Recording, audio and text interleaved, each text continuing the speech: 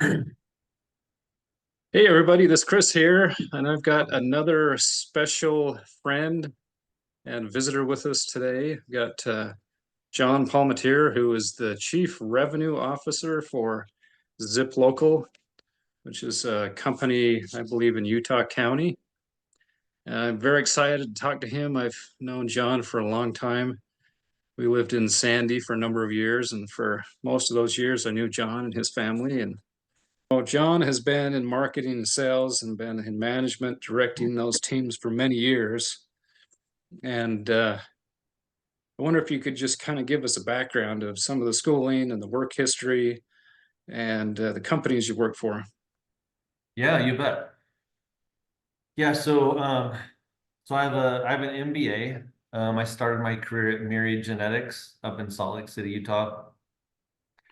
I was there for 11 years, and then I had the opportunity to work at two Fortune 200 organizations, 3M, Health Information Systems, and then Xerox. After that, I went to some smaller companies and just been trying to leverage the lessons that I learned at those larger organizations and trying to leverage those at smaller organizations. Um, I started off my career in the laboratory, actually, and I was managing the lab at Myriad Genetics. And then I went to sales and marketing, had a wonderful mentor there that helped me see the light and helped me learn sales and marketing. Ralph Mason, he's awesome. And yeah, moved up through the ranks, and this is my second stint at Zip Local now as Chief Revenue Officer, and I love that role. Love coaching, and I love all aspects of revenue generation. So yeah, that's it in a nutshell. Wow, very cool. So maybe you can explain to us what the title, what a Chief Revenue Officer does. Yeah, great question. I came across that title. I was at a I was at one of the conferences when I was at Xerox, and there was someone speaking who had the Chief Revenue Officer title, and this is the first time I had seen it.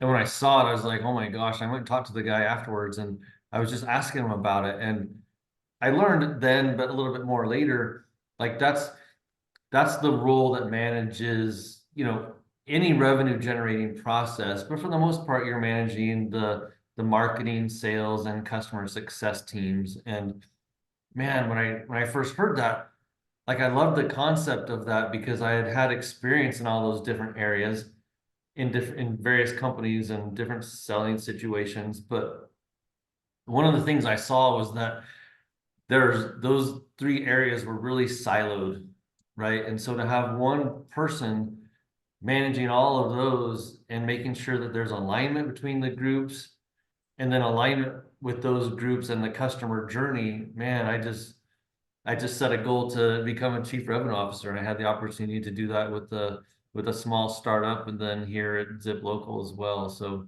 it's a wonderful role if you like systems and you like system building and system optimization, because your days are just they're different. It's different day every day, right? Sometimes I'm working on sales scripts. Sometimes I'm coaching maybe a marketing person. Sometimes I'm working on how do we save this customer? How do we reduce churn? And it's a very fulfilling role, and it just sort of fits the way I'm wired. So I really enjoy it. Interesting. So you're saying in most companies, you might have sales over here and marketing over here, and they're not really integrated. They're kind of separate and they don't really coordinate activities. So, Yeah, that's pretty common. The chief revenue officer title, of course, I think it originated. I mean, it's most of the chief revenue officers are in the tech space, right? So usually like the software space. So, but yeah, overseeing those different roles, making sure that they're working together and they're aligned. Like we're all rowing the boat in the same direction, and it's cool because all those three areas are all intertwined, right? Like if you want to be successful in sales, sometimes you have to make some changes in marketing, right? And it's just nice being over those all three of those areas. very nice. So you kind of got into the fulfillment, joy, happiness side. I wonder if you can expand. What is it in that position, that career you've had that you find some satisfaction and fulfillment? Well, that's a good question. I mean, I'm a big fan of Gallup, right? Gallup does a lot of research around probably a lot of other things, but a lot of research around employee engagement. And one of the concepts they have is, or they teach, and they do a lot of research around, is that you're happiest and you're the most engaged when you're doing what you do best. In other words, figure out what your strengths are, then get then get a job that aligns with your strengths, right? Um, and so I think for me, the chief revenue officer aligns with the strengths. Like I like system building. I like doing different things every day. I love coaching. That's one of the biggest responsibilities and opportunities with the role is coaching, leadership development, things like that. But really around that system building, that revenue architecture, that being able to look at an entire process and be able to streamline it and make it better and optimize it and do A/B testing and all those different types of things. So I love strategy, the go-to-market planning that's involved in the role. I really like that as well. So I I, Hmm. I think that's why fulfillment, because I'm doing things that I believe I have strengths in, right? hmm So optimizing systems, so you're making the company more efficient, you're cutting out waste, which is also a good life plan. If we look at what Uh, we're doing, if we optimize personally, I think that's also a good life plan. You know, how much yeah, of your time spent on Facebook yeah, or listening to YouTube videos. But but what I hear you saying too is the coaching part. Um, how does that look? How do you get involved if you've got an employee that's maybe not hitting the goals that are expected? How do you get involved with coaching and directing and all that? And do you find any happiness or fulfillment there? yeah. Um, I would say as I'm thinking about it, as we're talking about that, that's probably that's maybe even the most important thing in my role is coaching. Certainly one of the top three things. Um, how how you do it is really important as well. So I don't know. There's a couple things to that. One is one is how people see themselves as leaders, people how people see themselves as they're managing a team, right? Are you managing people and holding people accountable? Sure, that's important, but I view my job as support, and my job is to clear the path for people and to support them and to help them be engaged and help them have better job satisfaction. Um, so I think it starts with the mindset. Um, I Mm-hmm. know for me, one of the things that's the most important is my coaching really focuses on the one-on-one meetings that I have with people on my team. We have a weekly one-on-one meeting for a half an hour. And what we do in that meeting, and we get into a cadence. And so this conversation actually goes pretty quick with the employees. It's like it's a two-way conversation. And I started off like, hey, how are we doing as a company? How am I doing as your supervisor? What can I be doing better? How are you feeling about your job satisfaction? Rate it on a scale of 1 to 5. If you say it's not a 5, I want to ask you like, why is it not a 5? What can we be doing better? Because I have a responsibility to my employees, right? This is a two-way street. And after that, then I start talking, we have a conversation about performance. How is performance going right now? And if we're not hitting performance standards, what are the reasons why? And so we have access to a bunch of data, a bunch of reports, a bunch of metrics. And so a lot of times the answers are there. Sometimes the answers are in conversation, right? Like, for example, how are you feeling about your job satisfaction on a scale of 1 to 5? They say a 4. I say, why? Well, maybe they're frustrated. They're not making enough money where they are. Maybe something happened at work that we need to address. Maybe they want to have a development plan and they don't have a good one yet. Maybe they're not feeling like they have a good work-life balance. Whatever it is, the point of these one-on-one conversations is to identify like one, two, or three things that we can focus on together to help them become their next best self. And once we do that, we can, it's great because if I know there's these two things we need to work on, one of them is I need to, this person's interested, let's say, in learning another part of the business. Okay, let's build a plan for that. But also, this person may need to work on their response to a certain objection or whatever. And we can work on that too as I listen to recorded calls and as I sit with them and stuff. So,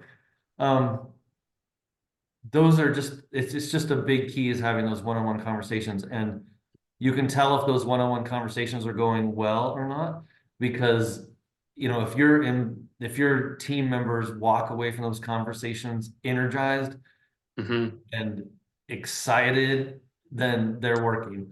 If they walk away from those conversations, in a different way and they don't look forward to them, then as a leader, you're doing them wrong.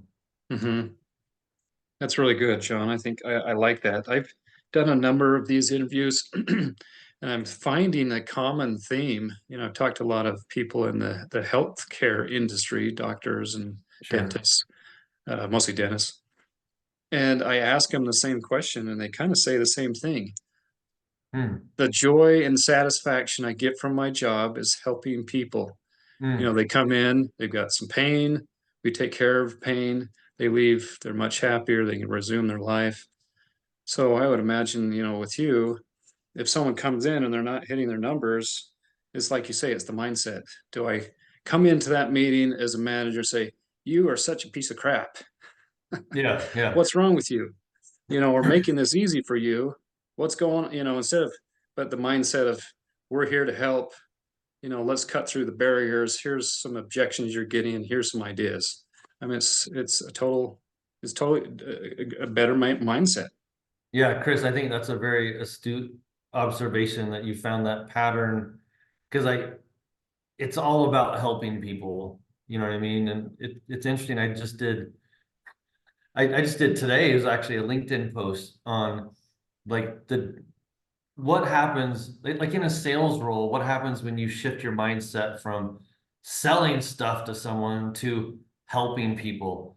And when you make that switch, you don't talk as much, right? You listen more, you connect more instead of having this transactional relationship. There's so many just wonderful things happen when you make that switch. And one of those things is that you actually sell a lot more when you're trying to help people, and you have better job satisfaction. To your point about fulfillment, helping people is fulfilling, and I think you can see that across different roles, different industries. That's a good observation, I think. Yeah, I mean, you help someone succeed in their job, then the company succeeds in their goals. You succeed as the sales manager. It's kind of a win-win for everybody. Yeah. I think that's pretty cool. So yes, I imagine that's some of the things that you really enjoy about the job. Are there things that are very difficult that you don't like that you wish weren't there, but maybe maybe we shouldn't talk about that. Oh, I think, well, I think that's an important thing because so much of what you hear nowadays is, when what's this phrase? When you find something you love and, make that your occupation and you'll never work a day in your life. Well, I don't think there's any jobs that you just love 100% of the time. Like I love my role, but I still have to do expense reports, right? I still have to do performance management, and sometimes that's not fun. There's still things about the role that you don't like, but there's a lot more, hopefully there's a lot more upside than downside in the role, right? Yeah. So some of the paperwork is not the funnest, but Yeah, who likes yeah, that? I don't, yeah. yeah, yeah, right. Well, I So don't. I have known you a long time, and I know I've seen you in many different roles, but it seems like to me, every time you make a change, you're like going up in position, up in authority, probably up in pay too. How is it that you're refining or building your strengths and skills to each time you make a change in a job, you're going from maybe you started as a salesman, and then with experience, you were managing, and now you're in charge of all the revenue for a company, which is a huge responsibility. What's the path like? If you were talking to, someone in high school that wanted to be a CFO, CRO, how do you do that? How do you get there? Oh, yeah, thanks for saying that. Hmm, that's a good question. I have had parts of my career where I was really focused on my career growth. And I think I've had less career growth when I've been focused on career growth, right? Um, when you're focused on helping people and creating value in whatever role you're in my experience, those things just come along, right? Uh-huh. Those promotions they just come. It's just, when Yeah, you're super focused on promotions, it just doesn't happen usually as much. But when you're focused on helping people and providing value in your current role, it just happens. You make connections with people and other opportunities open up. You networking works out, and I think as you're focused that way, you learn more too, mhm, which helps qualify you for additional roles. I mean, I've been blessed in a lot of different ways with some of the opportunities I've had in my career, and I would definitely say most of those new roles I went to, I was scared to death of them, right? mhm, Um, but I think that's a healthy thing. I think when you're going to a new role, you sh you should feel that way, or maybe there's a different role for you, right? Like I think that's what life's about, the mhm, growth, and, just trying to get better over time. And so I don't know, there's probably a lot of different principles involved in having a good career path, but I think that to me that's really been helpful, is just trying to help people and trying to just creating value where you are, always looking for new opportunities to create a value and always trying to learn. So I think those are all helpful, but at the end of the day, like I've been blessed with a lot of really good mentors who help create opportunities for me as well. And you hope as you go throughout your career that you're creating opportunities for other people as well. mhm.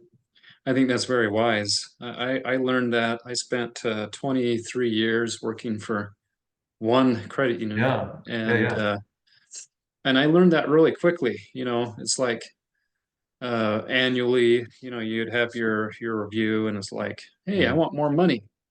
That's that's not how it works. You go to a company, and if I have more skills, then you can justify more pay. I can't go to my employer and say, "Hey, I want $100,000 this year, and I'm getting paid 50. I want double my pay." That's not how it Mhm. works. Mhm.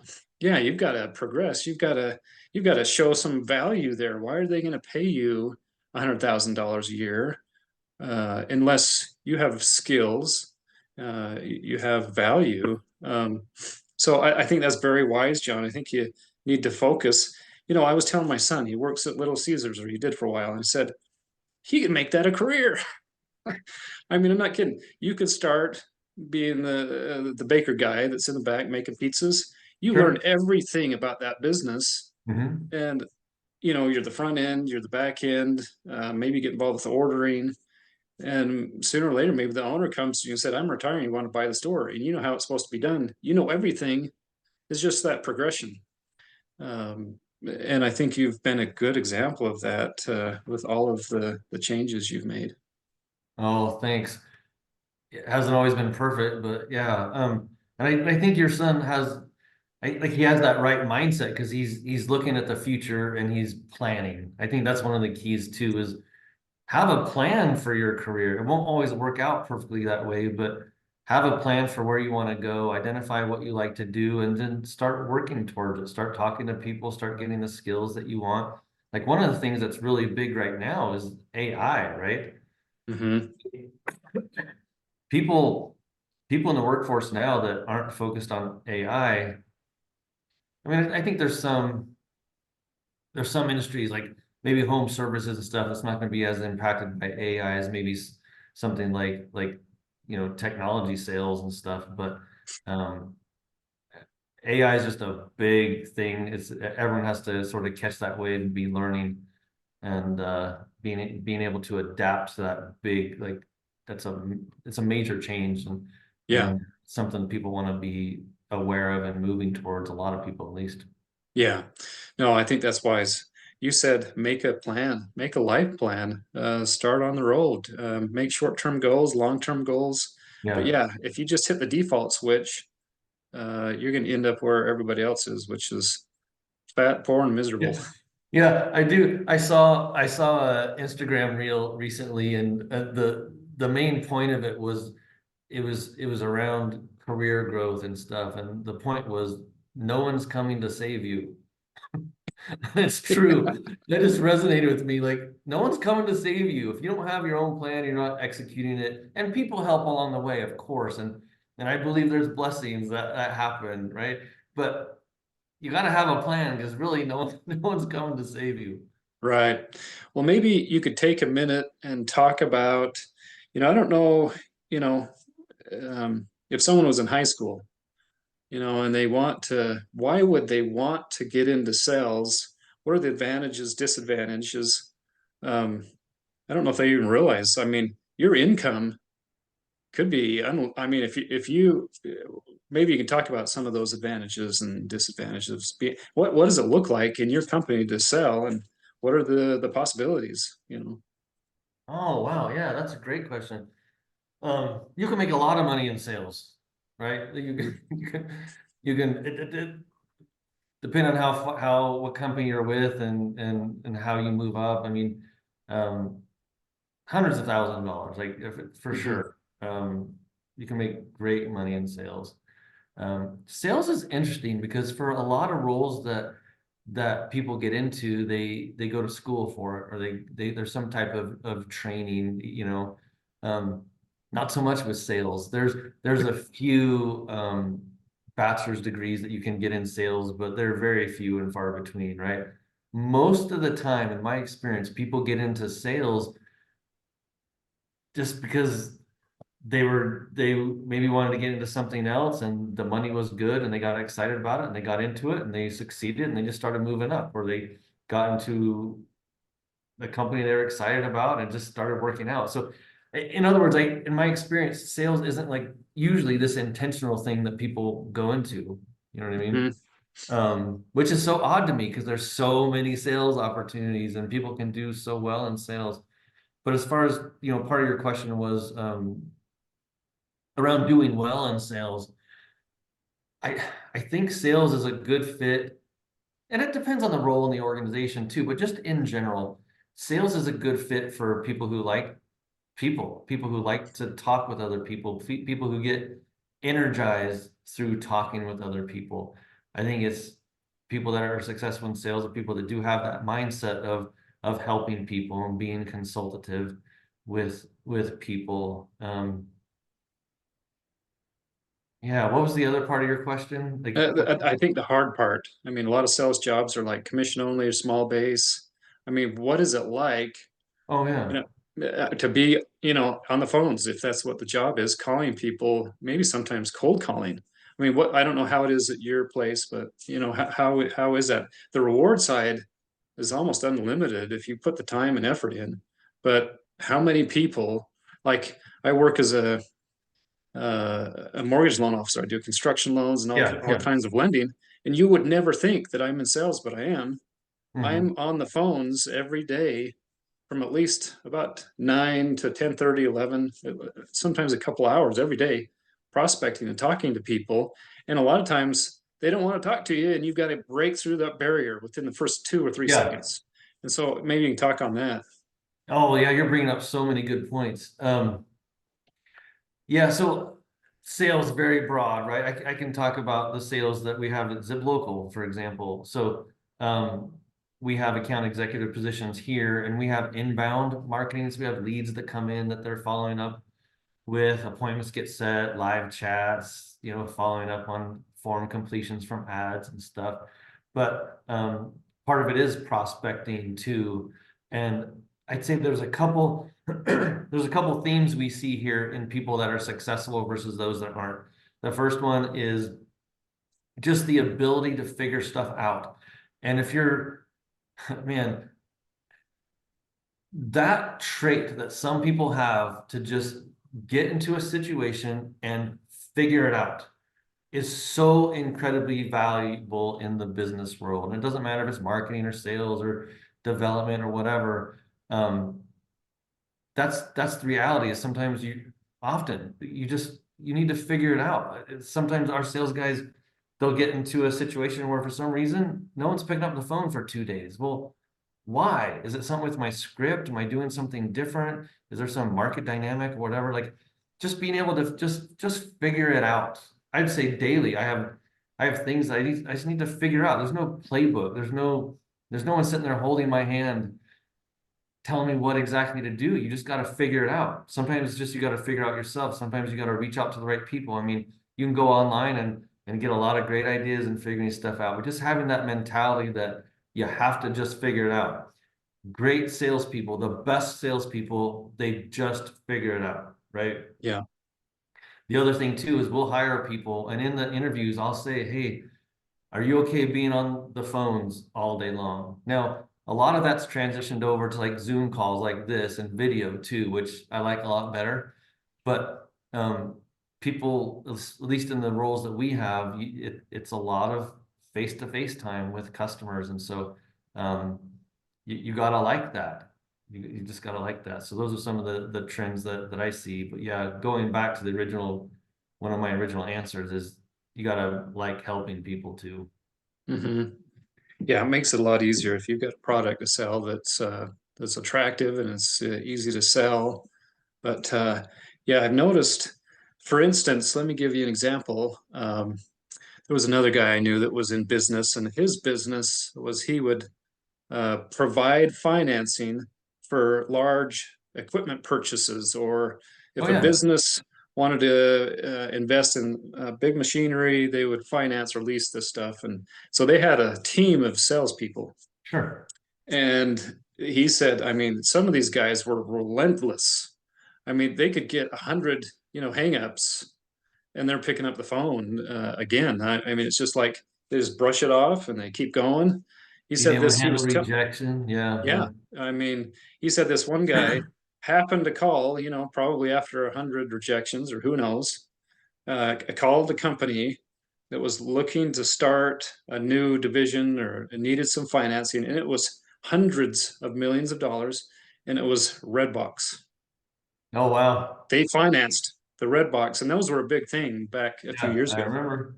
And so his commission on that deal was probably at least, I don't know, 200 million, a 10 million. So, I mean, just, Wow. Yeah, wow. well, not that big, but it was big. I mean, it was multiple years of salary for most people.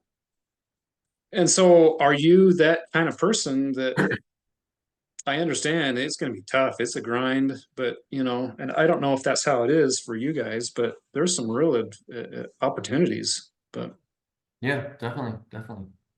so yeah, if maybe we could just kind of redefine how would you define like the perfect salesman or saleswoman? And I think you kind of got into that, but maybe you could redefine or if I'm looking, well, maybe everyone wants the paycheck, but are they willing to put the effort in to get to that?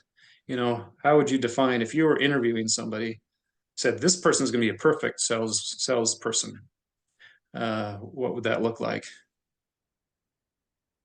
Yeah. So when I interview, like part of the interview process is we do role plays. So usually you can like ideally I want to hire someone who's already done it before, right? But I think your question's more around how do you know if you have the potential to Hmm. to be a good salesperson? Yeah. I mean, we've hit on some of those themes, like the ability to deal with rejection, liking to talk to people, being outgoing, wanting to help people. I think one of the things that maybe we haven't talked about as much as is, you know, nowadays so much of the old sales process, you don't need a salesperson for information's online now, right? And it's gonna get worse with AI and stuff. So I think something that to be a good salesperson, you really have to have a lot of expertise and knowledge in certain areas. For example, you need to have an expertise and knowledge in the industry, the prospects that you're talking about and what industry they're in. You have to have the best salespeople have a very deep knowledge of the problems that they're dealing with, right? They also have a deep knowledge of the solutions that they're providing too. So when you have those two things together, it enables you to be more of a consultant than a salesperson, and that's in a lot of selling situations, that's really where you want to be, a consultant versus a salesperson. That's very interesting. Yeah, I was just talking to a CPA a few days ago, and he's not really in sales, but he finds a lot of fulfillment in helping people in difficult situations financially. And that's Okay. what he talked about. He said, I had to start internally. He knows tax code upside down and backwards, Mhm. and he had to develop himself first so that he could be a resource for other people. Yeah, And that's what you're talking about. You have to know your industry inside and out. So, yeah, you're just helping people. If I come to you, I've got a business, this is my problem. I know my stuff well enough that I can match the two up. sure. I think that's very And wise. yeah, and I think one other thing, just as we were talking about it, is just being able to optimize things every day as you go. Like being able to, I had a conversation in the last interview I actually had a few days ago, and we talked about this ability as a salesperson to be like, okay, I'm getting ready to be done with the day. Did I learn anything that I can apply to tomorrow? You know, and I think if you can make those just small tweaks, but you can make those daily, like it really adds up and you get better over time. Yeah, that's interesting. So it's like you're finishing the day, but you're preparing for the next day. Oh yeah, yeah. Huh, interesting. Yeah. So it's these little fine tips that I think, that you can share with someone that they can really have kind of a jump ahead or a head Mm. start in a career. You know, it really starts with developing yourself and Mhm. your skills. And I found that when I'm making some of these calls, I call a lot of real estate agents because a lot of times, if you're buying a home, uh, they ask for recommendations from a real estate agent who they should Yeah. use for lending. And so the first objection when I'm talking to an agent, they always say the same thing. It's like, I already have my lending people. Yeah. No, I'm good. No, thanks. Mhm. And it becomes really easy, as you role play and you come up with scripts to overcome a lot of these objections. And it's like, yes, I understand that you have people, Mhm. and we're not looking to replace any of those people. We've got a number of things at the company here at the bank that most lenders don't. And we just want to talk about those things. And Mhm. and I'm sure you've seen that as you develop scripts and things to help your team. But Yeah, exactly. Like that can happen in it happens all the time in a sales role, actually. Okay, I've made so many calls, had so many conversations, and dang it, I keep 40% of the time I run into this objection. Well, there's a lot of people out there in sales roles that will just finish their job for the day, go home, start the next day tomorrow, the next day, and then they have that same objection. They haven't figured out how to answer it. Instead of like, okay, 40% of the conversations I had, they had this objection. Before I pick up the phone tomorrow, I'm gonna have an answer to that objection. I'm gonna go figure out mhm. myself. I'm gonna go online. I'm gonna talk to my boss. I'm gonna talk to peers. You know what I mean? Like that's the type of tweaking I'm talking about that I think helps people in sales become awesome at sales versus just, you know, average. Yeah. And the more you do it, the smoother. I know the first Yeah, few true. months, it's like you pick up the phone, you're like, oh, this is awkward, Mhm. like but it almost becomes the more you do it, the more repetition. It's like Yeah. not a big deal. But I like what you said before. If you're not out of your comfort zone, maybe almost Oh, daily, you're not growing. You're great not, point. I mean, What what's that phrase? There's no comfort in the growth zone and there's no growth in the comfort zone, right? Yeah, I like that. I hadn't heard that before. Say that again. There's no growth in the comfort zone, and there's no comfort in the growth zone. So Yeah, be be willing to be uncomfortable. Embrace being uncomfortable. That's where the growth occurs. yeah, yeah. And I know that I felt that in my career as I changed from one job to Yeah, another, and I was scared to death, but I knew it was the right thing to do. yeah, You, yeah. So, well, let's switch gears a little bit. I kind of want to Sure. wrap up. I've taken a lot of your time, but maybe Oh, just it's been great one. talking to you. You're a good friend of mine, Chris. I We we appreciate you. we appreciate you guys. But yeah, maybe switch gears to kind of just some general life tips. I know these days, growing up, I think is much more difficult with the environment kids are in and with the online thing. I think life was simpler without cell phones and computers when we were Hmm. growing up, and but it's difficult, and we've all been through hard times. And what would you say, to someone, that's getting out of high school that may have, a lot of difficulty? What kind of tools have you used to get through hard times? Hmm. That's a great question. I would say the number one tool, and for me, this is for me, but the thing that's the most important for me has been my morning routine, right? And I didn't really there's a lot of times where I didn't focus on a morning routine, but I'd say over the last couple of years I have focused on it. It's been really helpful. And everyone has a different background and different beliefs and stuff, but I think it's important for everyone to identify like what's the most important thing for you to get done in the day and prioritize time to make that happen. Like what's that phrase? You win the morning, you win the day, right? Mhm. And for some people, it'll be working out, right? Get your workout in the morning, and then you don't have to worry about it the rest of the day. For some people, it may be things around meditation or prayer or scripture study um, or whatever it is. Prioritize those time that time for those things and get them. For me, it works to get those things done in the morning because it makes the rest of the day just so much better. So that's a tool, just that morning routine, like being maniacal and relentless about your morning routine. And some people, like my wife, she doesn't like to do stuff in the morning. She'd rather do it in the evening. That's fine, like however you're wired. But for me, I've just found like you've got to prioritize that time and protect it relentlessly, and it makes a big difference. And whatever makes up your morning routine, everyone's different and they have different belief systems and stuff, but prioritize what's important to you, you know? Yeah, I think that's very good. And I've had that same discipline. I get a Mhm. very early workout, make a connection. It's like a reset every morning. And sometimes if you try to, like you say, meditate or connect to God through prayer or Yeah, whatever it is, it's almost like you try to exclude all of the chaos in your life, all the yeah, extra voices.